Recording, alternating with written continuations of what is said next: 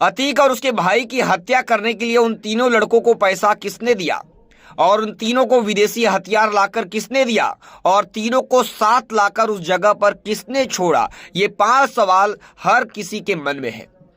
गुड्डू मुस्लिम पर क्या खुलासा करने वाला था अशरफ।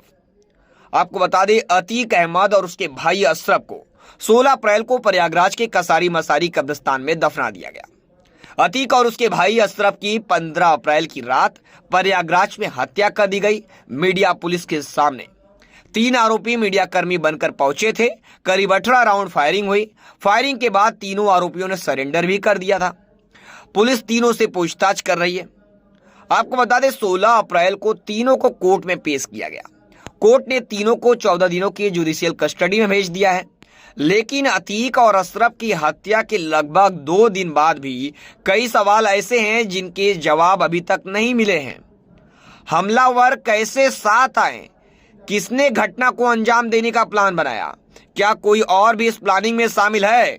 भारत में बैन पिस्टल कहां से आई इनके पास, और आई भी तो ये सब सवाल लोगों के मन में उठ रहा है। पहला सवाल, आरोपी साथ कैसे आए? ये बड़ा सवाल है। अतीक अहमद और उसके भाई अशरफ की हत्या करने वाले तीनों आरोपी मीडिया कर्मी बनकर आए थे। नाम अरुण मौर्य, सनी और लवलेश तिवारी।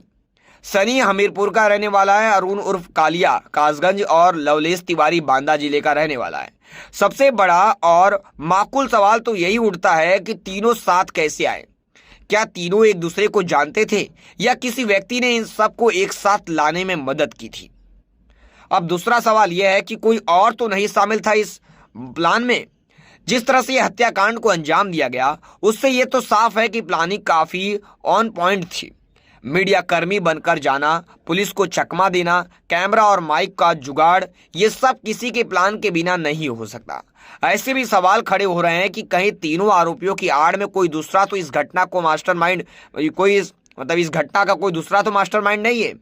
अगर ऐसा है तो कौन हो सकता है? सवाल का जवाब अभी भी नहीं मिला है। ये पहेली बना हुआ है। तीसरा सवाल, क्या हत्या करने के लिए पैसे इन्हें मिले?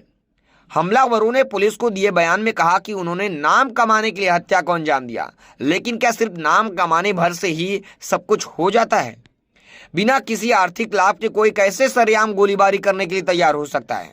ये सवाल भी जायज है। जायज ये भी है कि अगर किसी ने आर्थिक लाभ देने की बात कही हो तो सुपारी किसने दी?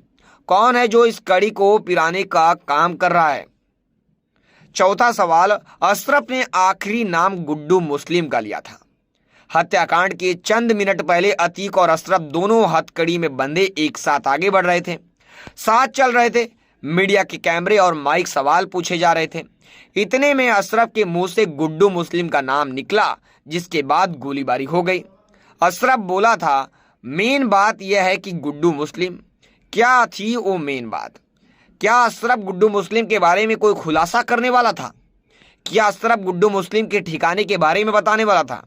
क्या थी वो मेन बात जो अशरफ के मुंह से निकलती रह गई? अब पांचवा सबसे बड़ा सवाल है, विदेशी हथियार ट्रेड कैसे?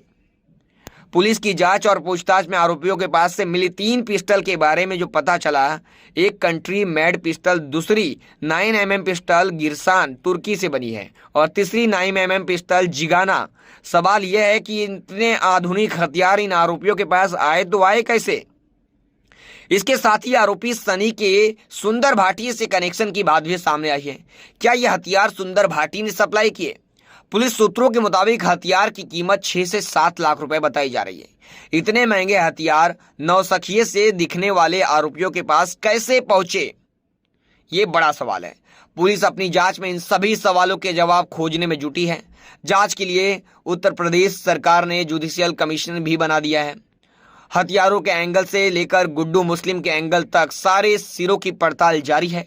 देखना होगा क्या सामने आता है। और ऐसे लेटेस्ट खबरों के लिए लगातार देखते रहे ब्रिजेश यादव के साथ मेट्रो सिटी समाचार।